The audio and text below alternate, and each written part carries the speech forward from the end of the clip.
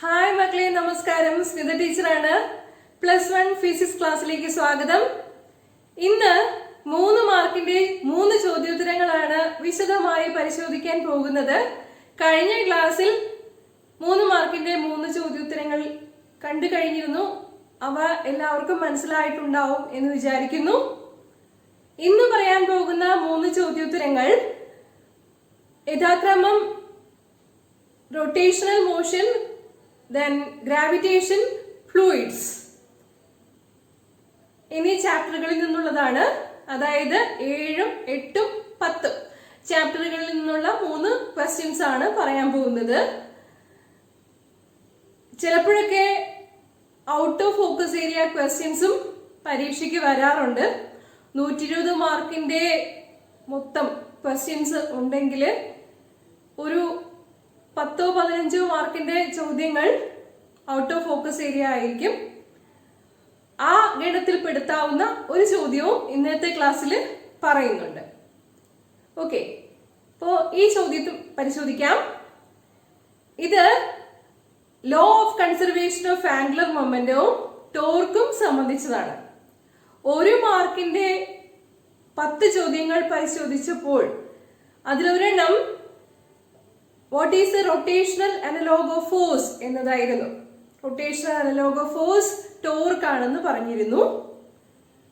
ടോർക്കിനെ സംബന്ധിക്കുന്നതാണ് ഈ ചോദ്യം. What is the mathematical relationship between torque and angular momentum? Tau equal to dl/dt എന്നതാണ് relation. പിന്നെ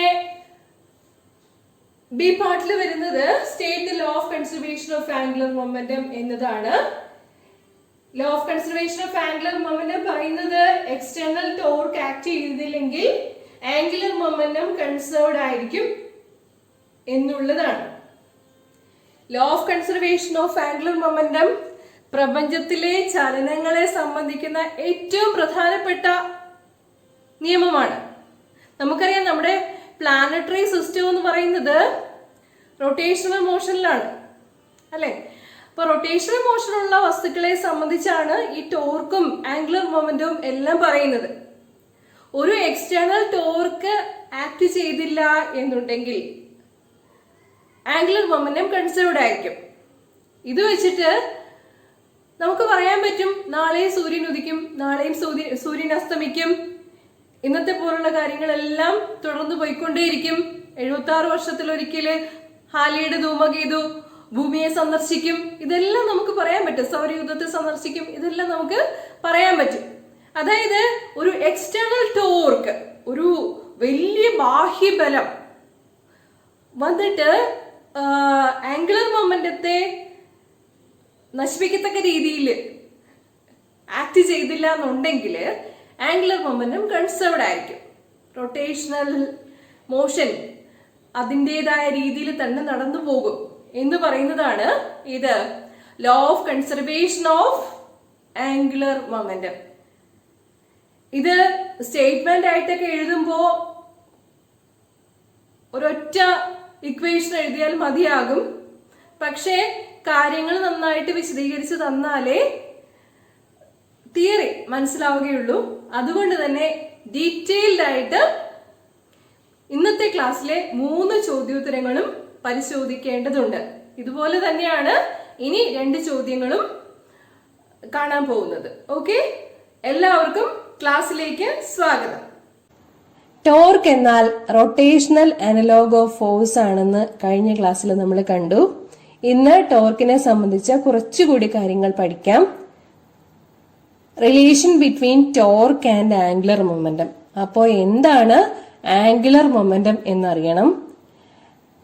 linear momentum mass into velocity ആണെന്ന് നമുക്കറിയാം.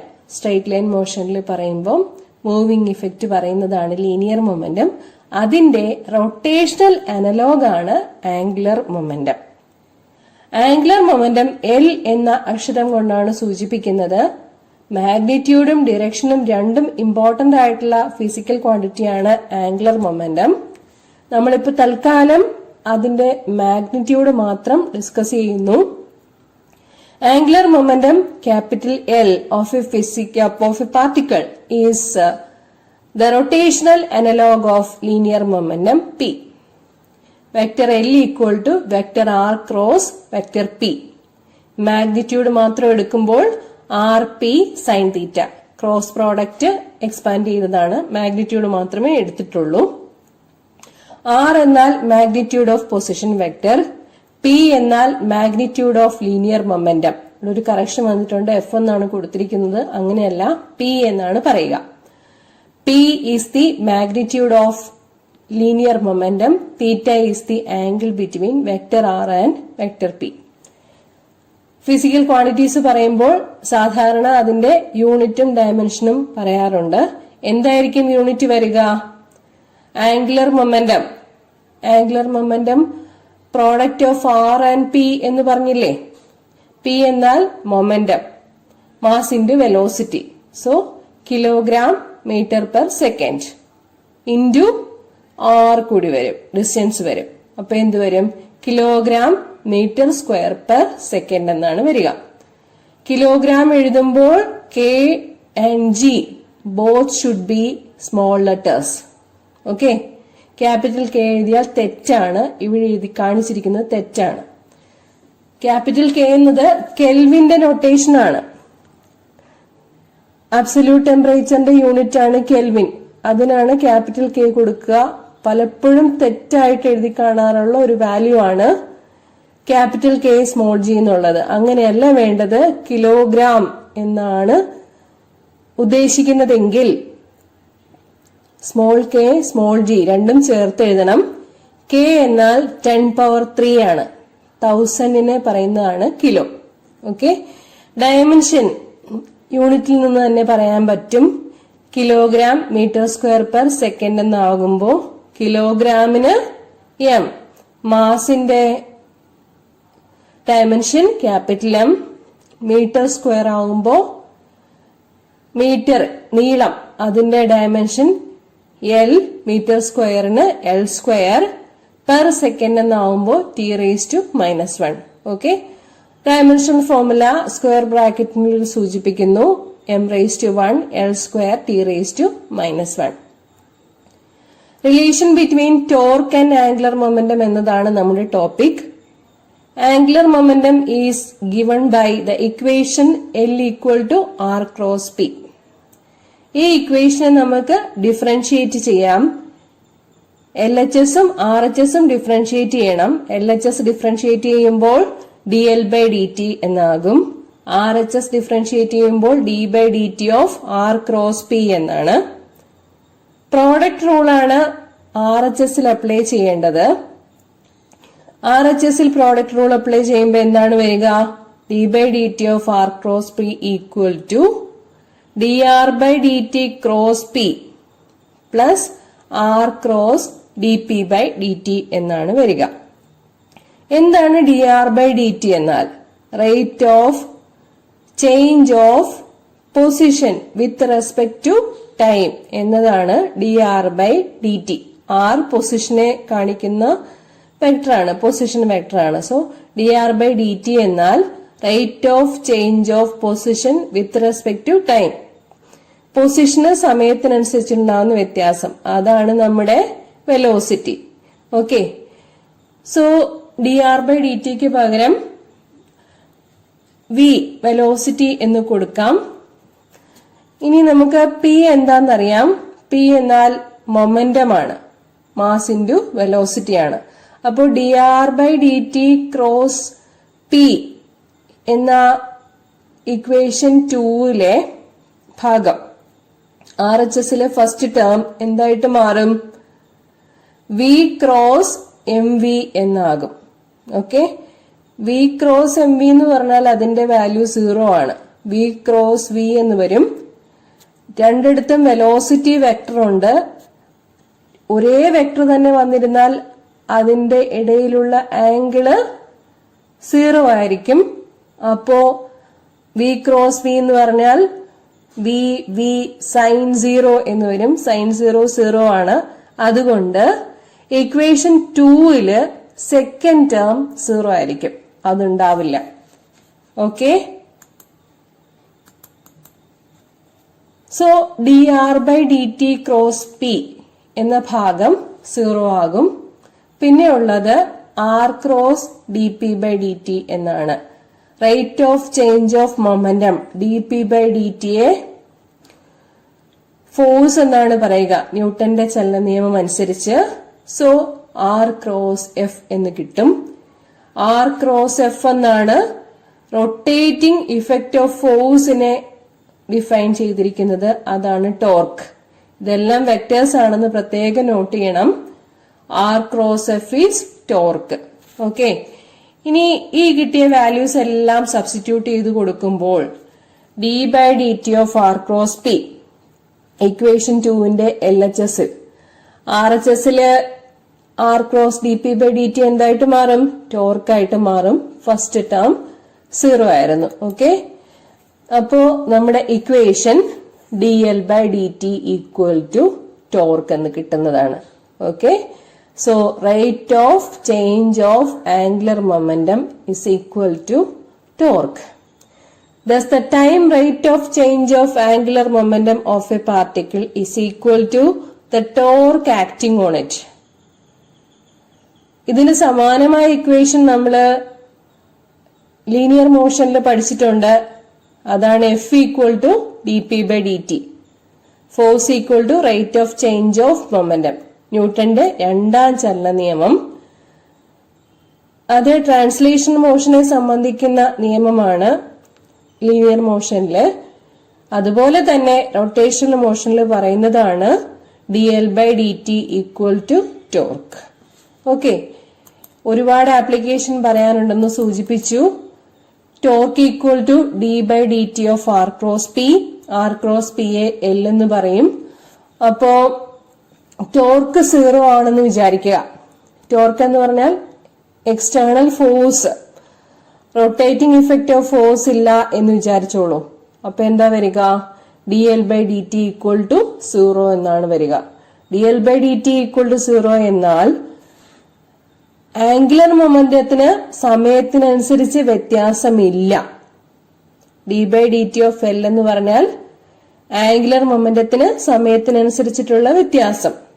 അത് 0 എന്നാൽ dl/dt equal to 0 means angular momentum is a constant. ഇതാണ് law of conservation of angular momentum. What is law of conservation of angular momentum? If no external torque is acting on a particle, its angular momentum is conserved. Law of conservation of linear momentum പറയുന്നത് പോലെ തന്നെ law of conservation of angular momentum പറയാൻ സാധിക്കും. അതെന്താണ്? If no external torque is acting on a particle, if tau equal to 0, then dl/dt equal to 0 or L equal to a constant. Okay, law of conservation of linear momentum എന്താണ് പറഞ്ഞത്? If no external force is acting on a system of particle, then the linear momentum is a constant. Momentum before collision equal to momentum after collision. ഷെല്ലിന്റെ കാര്യത്തിലൊക്കെ പറയാൻ സാധിക്കും. അതായത് ഒരു shell explode ചെയ്ത് കഴിഞ്ഞാൽ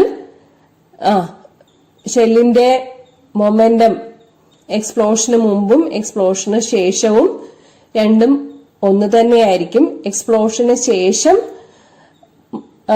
സെന്റർ ഓഫ് മാസ്, ആ trajectory shell explode ചെയ്യുന്നതിന് മുമ്പുള്ള അതേ ട്രജക്ടറി തന്നെ, അതേ പാത്ത് തന്നെ ഫോളോ ചെയ്യുന്നതായിരിക്കും. കഴിഞ്ഞ ക്ലാസ്സിൽ ഡിസ്കസ് ചെയ്തതാണ്.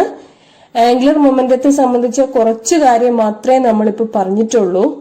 ഇനി മൊമെന്റ് ഓഫ് ഇനർഷ്യ ഡിസ്കസ് ചെയ്തിട്ട് വേണം ഇതിന്റെ ആപ്ലിക്കേഷൻ പറയാൻ. ഈ law of conservation of angular മൊമെന്റത്തിന് പ്ലാനറ്ററി മോഷനിലെ ആപ്ലിക്കേഷൻ പറയാൻ പറ്റും. മാഗ്നിറ്റ്യൂഡും ഡിറക്ഷനും രണ്ടും ഇമ്പോർട്ടന്റ് ആണ്, നമ്മൾ സൂചിപ്പിച്ചതാണ്. I ഒമേഗ എന്നുള്ളതാണ് നമ്മുടെ ആംഗുലർ മൊമെന്റത്തിന്റെ equation. I moment of inertia, omega angular velocity. അപ്പം മൊമെന്റ് ഓഫ് ഇനർഷ്യ കുറയുമ്പം ആംഗുലർ വെലോസിറ്റി കൂടും. ഇതൊക്കെ വെച്ചിട്ട് ബാലറ്റ് ഡാൻസറിന്റെ കേസും അതുപോലെ ഡൈവിങ്ങിന്റെ കേസും ഒക്കെ നമുക്ക് പറയാൻ സാധിക്കും. ഐസ് സ്കേറ്റിങ്ങും ഒരുപാട് ആപ്ലിക്കേഷൻസ് ഉള്ള ഭാഗമാണ്. Law of conservation of angular മൊമെന്റവും ടോർക്കും എല്ലാം മനസ്സിലായിട്ടുണ്ടാവും എന്ന് വിചാരിക്കുന്നു. അടുത്തത് ഗ്രാവിറ്റേഷൻ എന്ന ചാപ്റ്ററിലെയാണ്. ഇത് actually out of focus area ആണ്. ഇങ്ങനെ ക്വസ്റ്റ്യൻസ് ചോദിക്കാറുണ്ട്. സിലബസിലുള്ളതാണ്, പക്ഷെ ഔട്ട് ഓഫ് ഫോക്കസ് ഏരിയ ആണ്. ഡെറിവേഷൻ പഠിക്കാൻ പറ്റിയില്ലെങ്കിൽ ഫൈനൽ എക്സ്പ്രഷൻ എങ്കിലും എഴുതി വെക്കണം, മാർക്ക് കിട്ടും. ഡെറിവേഷൻ 2 മാർക്കിന്റെ ആണെങ്കിൽ എക്സ്പ്രഷൻ മാത്രം എഴുതി കഴിഞ്ഞാൽ 1 മാർക്ക് കിട്ടും. അതുകൊണ്ട് അത് വിട്ട് കളയരുത്. സാറ്റലൈറ്റ്സിനെ കുറിച്ചാണ് 1 മാർക്കിന്റെ ചോദ്യം, 3 മാർക്കിൽ 1 മാർക്ക്. പിന്നെ അടുത്ത ചോദ്യം ഓർബിറ്റൽ വെലോസിറ്റിയുടെ എക്സ്പ്രഷൻ ഡിറൈവ് ചെയ്യാനാണ്. ഡീറ്റെയിൽഡ് ആയിട്ടുള്ള ക്ലാസ്സിലേക്ക് കടക്കുന്നതിന് മുമ്പ് ചോദ്യം ഒന്ന് നോക്കാം. Earth satellites are objects which revolve around the earth. Earth satellites-നെ കുറിച്ച് നമുക്കറിയാവുന്നതാണ്. Time period of a geostationary satellite is dash. അതാണ് 1 മാർക്കിന്റെ ചോദ്യമായിട്ട് വന്നിരിക്കുന്നത്. ജിയോസ്റ്റേഷണറി സാറ്റലൈറ്റ് എന്ന് പറഞ്ഞാൽ എന്താണ്?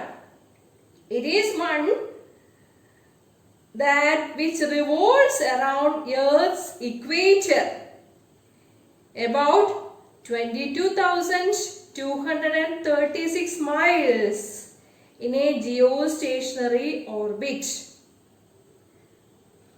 ജിയോസ്റ്റേഷണറി ഓർബിറ്റിൽ കൂടി എർത്തിനെ റിവോൾവ് ചെയ്യുന്ന ആർട്ടിഫിഷ്യൽ സാറ്റലൈറ്റുകളാണ് ജിയോസ്റ്റേഷണറി സാറ്റലൈറ്റുകൾ. ഡീറ്റെയിൽഡ് ആയിട്ട് പറഞ്ഞു തരുന്നുണ്ട്. ഇപ്പൊ ജസ്റ്റ് ഒന്ന് 1 മാർക്കിന്റെ ആൻസർ പറയാൻ വേണ്ടിയിട്ട് സൂചിപ്പിച്ചു എന്ന് മാത്രമേ ഉള്ളൂ. ഇതിന്റെ ഓർബിറ്റൽ പീരീഡിനെ സംബന്ധിച്ച് പറയുകയാണെങ്കിൽ it is equal two years rotational period of 23 hours and 56 minutes. 23 hours 56 minutes എന്ന് പറയുമ്പോൾ 24 മണിക്കൂറിന് അടുപ്പിച്ച് തന്നെയാണ്. 4 മിനിറ്റിന്റെ വ്യത്യാസമേ ഉള്ളൂ. 1 day എന്ന് തന്നെ പറയാം. Okay, so time period of a geostationary satellite is 1 day എന്ന് പറയാം, അല്ലെങ്കിൽ അറൌണ്ട് 24 hours എന്ന് പറയാം, അതല്ലെങ്കിൽ 23 hours and 56 minutes എന്ന് അക്യുറേറ്റ് ആയിട്ട് പറയാം. എങ്ങനെ പറഞ്ഞാലും മാർക്ക് കിട്ടും, 1 മാർക്ക് കിട്ടിയിരിക്കും. B part, derive the expression for the orbital velocity of a satellite. ഒരു സാറ്റലൈറ്റിന് പ്ലാനറ്റിനെ ഓർബിറ്റ് ചെയ്യാനുള്ള വെലോസിറ്റിയുടെ എക്സ്പ്രഷൻ എന്താണെന്നാണ് ചോദ്യം. The expression is VO equal to root of GM by R, where capital G is the gravitational constant for Earth satellite, M is the mass of the Earth and R is the radius of the orbit. ഇതിന്റെ derivation ഒക്കെ ചെയ്യാനുള്ളതാണ്. നമുക്ക് detailed ആയിട്ട് എല്ലാം പരിശോധിക്കാം. ശ്രദ്ധിച്ചിരിക്കുക. ഭൂമിയുടെ ഒരേ ഒരു സ്വാഭാവിക ഉപഗ്രഹം ചന്ദ്രനാണ്. ഏകദേശം വൃത്താകാരമായ ഒരു പരിക്രമണ പാതയിലാണ് ചന്ദ്രൻ ഭൂമിയെ പ്രദക്ഷിണം ചെയ്യുന്നത്. ഓക്കെ, ഓർബിറ്റൽ വെലോസിറ്റി അഥവാ പരിക്രമണ പ്രവേഗം എന്നാൽ എന്താണ്? ക്ലോസ്ഡ് ഓർബിറ്റിൽ ആയിരിക്കുമ്പോൾ ഉപഗ്രഹം ഗ്രഹത്തെ പരിക്രമണം ചെയ്യുന്ന പ്രവേഗമാണ് orbital velocity. The velocity with which a satellite moves in its closed orbit is called orbital velocity. Closed ഓർബിറ്റിലെ പരിക്രമണ പാത ഓൾമോസ്റ്റ് സർക്കുലർ ആയിരിക്കും. സർക്കുലർ പാത്തിൽ കൂടി പരിക്രമണം ചെയ്യുന്നതിന് സെൻട്രിപെറ്റൽ ഫോഴ്സ് ആവശ്യമാണ്. സ്ഥിരതയുള്ള പരിക്രമണ പാതയിലുള്ള ഒരു സാറ്റലൈറ്റിന് സെൻട്രിപെറ്റൽ ഫോഴ്സ് കൊടുക്കുന്നത് സാറ്റലൈറ്റും പ്ലാനറ്റും തമ്മിലുള്ള ഗുരുത്വാകർഷണ ബലമാണ്. For satellites in its stable orbit, the centripetal force is provided by the gravitational force. ചിത്രത്തിൽ കാണിച്ചിരിക്കുന്നത് നോക്കുക. സ്മോളം മാസുള്ള ഉപഗ്രഹം v ഓർബിറ്റൽ വെലോസിറ്റിയിൽ സ്മോൾ ആർ റേഡിയസ് ഉള്ള സർക്കുലർ പാത്തിലാണെന്നിരിക്കട്ടെ. അതിൽ അനുഭവപ്പെടുന്ന സെൻട്രിപെറ്റൽ ഫോഴ്സ് mv²r ആയിരിക്കും. നമ്മൾ എയർ സാറ്റലൈറ്റ്സ് അഥവാ ഭൗമോപഗ്രഹങ്ങളെ കുറിച്ചാണ് പറയുന്നത്. ക്യാപിറ്റൽ എം മാസുള്ള ഭൂമിയും സ്മോൾ എം മാസുള്ള ഉപഗ്രഹവും തമ്മിലുള്ള ഗുരുത്വാകർഷണ ബലം capital G capital M small m divided by small R square ആണ്. കണ്ടീഷൻ പറയാം. For stable orbit the centripetal force is provided by the gravitational force, which means mv² by r equal to gmm divided by r square. ഇവിടെ capital G എന്നത് gravitational constant ആണ്. സമവാക്യത്തിന്റെ ഇരുവശങ്ങളിലുമുള്ള എമ്മും ആറും cancel ചെയ്യാം. അതിനുശേഷം കിട്ടുക v² equal to capital G capital M divided by small R എന്നായിരിക്കും. അല്ലെങ്കിൽ small V equal to square root of capital G capital M divided by small R. ഈ എക്സ്പ്രഷൻ വളരെ പ്രധാനപ്പെട്ടതാണ്, നോട്ട് ചെയ്ത് വെക്കണം. സ്മോൾ എച്ച് എന്ന് പറയുന്നത് height of the satellite above the earth ആണെന്നിരിക്കട്ടെ. Then radius of the circular orbit of the satellite small R equal to capital R plus H ആയിരിക്കും, where capital R is the radius of the earth. നേരത്തെ കണ്ട expression V equal to square root of G M by R എന്നത് നമുക്ക് square root of G M by capital R plus H എന്ന് എഴുതാം, which is equal to capital R square G divided by capital R plus H. ഇങ്ങനെ എഴുതാൻ എന്താണ് കാര്യം? Acceleration due to ഗ്രാവിറ്റിയുടെ expression നമ്മൾ പഠിച്ചിട്ടുണ്ട്.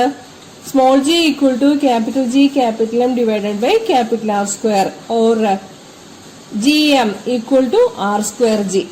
അപ്പോ ജി എം എന്നതിന് പകരം ആർ സ്ക്വയർ ജി എന്ന എക്സ്പ്രഷൻ മുകളിൽ സബ്സ്റ്റിറ്റ്യൂട്ട് ചെയ്ത് കൊടുക്കുമ്പോഴാണ് V equal to square root of R square G divided by R plus G എന്ന് കിട്ടുന്നത്. ഇനി പറയാനുള്ളത് time period of a satellite എന്താണെന്നാണ്. ഒരു എയർ സാറ്റലൈറ്റിന്റെ ടൈം പീരീഡ് എന്നാൽ ഭൂമിയെ ഒരു പ്രാവശ്യം പ്രദക്ഷിണം ചെയ്യുന്നതിനെടുക്കുന്ന സമയമാണ്. We know the relation time taken t equal to distance divided by velocity. Circular പാത്തിന്റെ ചുറ്റളവാണ് ഡിസ്റ്റൻസ് ട്രാവൽഡ് എന്നതുകൊണ്ട് ഉദ്ദേശിക്കുന്നത്, which is 2π into r plus h. അല്ലെ, ചുറ്റളവ് 2πr അല്ലേ? 2πr എന്നുള്ളത് ഇവിടെ 2π into r plus h ആകും. ഓൾറെഡി സൂചിപ്പിച്ചു കഴിഞ്ഞു, എയർ സാറ്റലൈറ്റിന്റെ radius small R equal to capital R plus H ആണെന്ന്. Therefore, capital T equal to 2π into r plus h divided by v. Orbital velocity യുടെ expression ഓർക്കണം. v equal to square root of gm divided by r plus h. ഇത് time period capital T യുടെ expressionൽ substitute ചെയ്യുക. Then capital T equal to 2π into r plus h divided by square root of gm divided by r plus h. Square root of G M divided by R plus H എന്നുള്ളത് ഡിനോമിനേറ്ററിലാണ്. അതിലെ root of R plus H ന്യൂമറേറ്ററിലേക്ക് പോകും. Then capital T equal to 2π into r plus h into square root of r plus h divided by square root of gm. r plus h into square root of r plus h എന്നാൽ r plus h into r plus h raised to 1/2 ആണ്. പവറുകൾ കൂട്ടിയെടുക്കുകയാണ് ചെയ്യേണ്ടത്. r plus h ന്റെ power 1 ആണ്. പിന്നെ r plus h raised to 1/2 ഉണ്ട്. അങ്ങനെ വരുമ്പോ 1 plus 1/2 എന്ന് പറഞ്ഞാൽ 3/2 വരും. Or time period T equal to 2 pi into R plus H raised to 3 by 2 divided by square root of GM. ഈ ഇക്വേഷനെ ഇക്വേഷൻ എ എന്ന് നമുക്ക് രേഖപ്പെടുത്താം. ഇക്വേഷൻ എ സ്ക്വയർ ചെയ്യുമ്പോൾ എന്താ കിട്ടുക? T square equal to 4 pi square divided by G M into R plus S the whole cube എന്നുള്ളതാണ്. ഇവിടെ 4 pi square divided by G M ഒരു കോൺസ്റ്റന്റ് വാല്യൂ ആണ്. അതില് വേരി ചെയ്യുന്നതായിട്ട് ഒന്നുമില്ല. 4 പൈ സ്ക്വയർ കോൺസ്റ്റന്റ് ആണ്, ഗ്രാവിറ്റേഷണൽ കോൺസ്റ്റന്റ് ആണ്, mass of Earth constant ആണ്. ഈ കോൺസ്റ്റന്റുകളെല്ലാം കൂടി ചേർത്തിട്ട് ക്യാപിറ്റൽ കെ എന്ന് വിളിക്കുകയാണെങ്കിൽ നമുക്ക് ഇക്വേഷൻ കിട്ടുക T square equal to K into R plus S the whole cube എന്നായിരിക്കും. ഇതിനെ പ്രൊപ്പോർഷണാലിറ്റി വെച്ചിട്ട് റെപ്രസെന്റ് ചെയ്യുകയാണെങ്കിൽ T square proportional to R plus S the whole cube എന്ന് എഴുതാവുന്നതാണ്. ഇതെന്താണ്?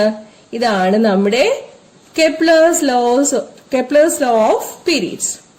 സ്റ്റേറ്റ്മെന്റ് ഓർത്തിരിക്കണം. The square of the period of revolution of the planet around the sun is proportional to the cube of the semi major axis of the orbit. എളുപ്പത്തിൽ പറയുകയാണെങ്കിൽ T square proportional to a cube. അത് തന്നെയാണ് നമുക്കിവിടെ കിട്ടിയത്, T square proportional to R plus S the whole cube എന്നുള്ളത്.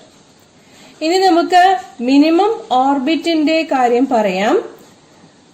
ആമുഖമായി പറഞ്ഞതുപോലെ 700 kilometre ഉയരത്തിലാണ് നമ്മുടെ സാറ്റലൈറ്റ് എന്ന് വിചാരിക്കുക.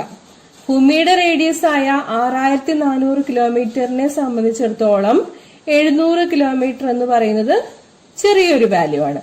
അതായത് മിനിമം ഓർബിറ്റിലാവുമ്പോൾ എച്ച് അപ്രോക്സിമേറ്റ്ലി ഈക്വൽ ടു 0 എന്നെടുക്കുകയാണെങ്കിൽ ഇക്വേഷൻ എ എന്നത് T equal to 2 pi into R raise to 3 by 2 divided by square root of G M എന്ന് വരും. അതായത് T equal to 2 pi into root of R cube divided by G M എന്ന ഫോമില് എളുപ്പത്തിൽ എഴുതാൻ പറ്റും.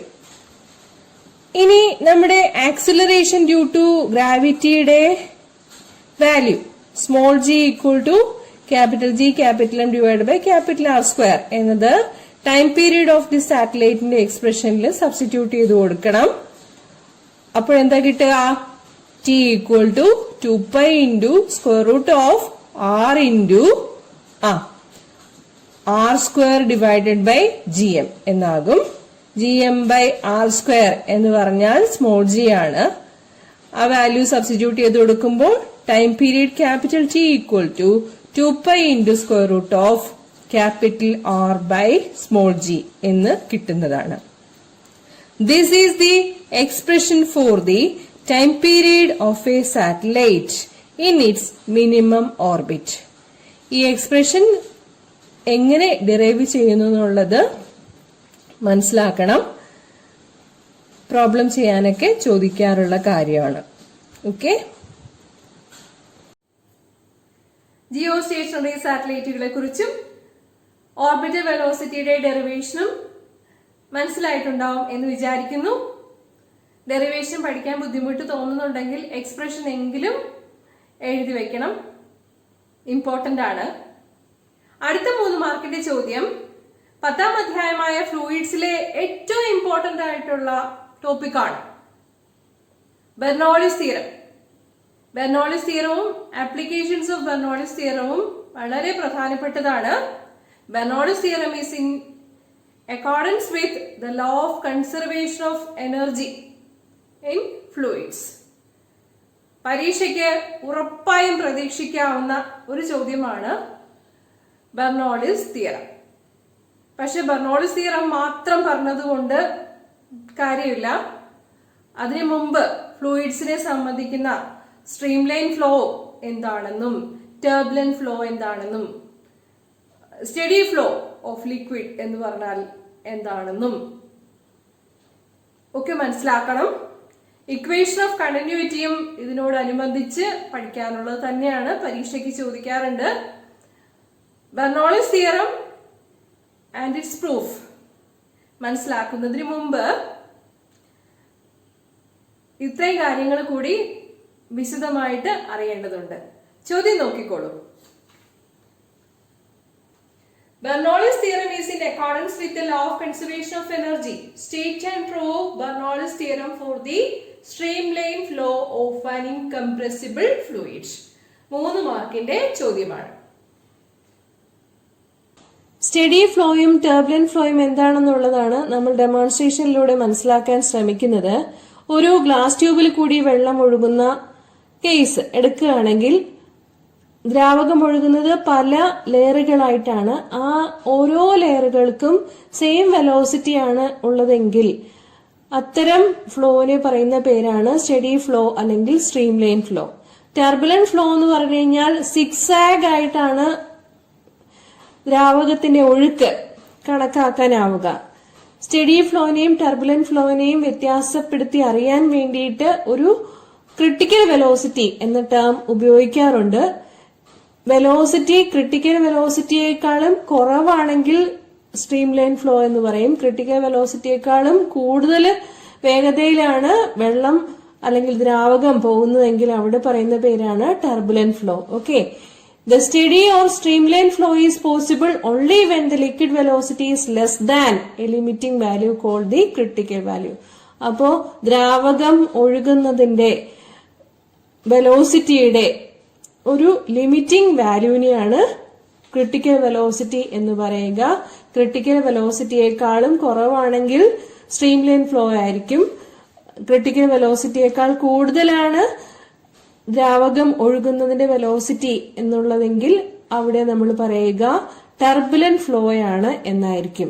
Okay, when the velocity of flow of a liquid is greater than the critical velocity, the flow of liquid becomes disorder and zigzag and is called turbulent flow. ഇതാണ് definition. ഇത് നമുക്ക്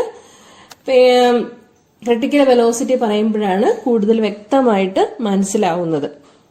അടുത്ത topic equation of continuity.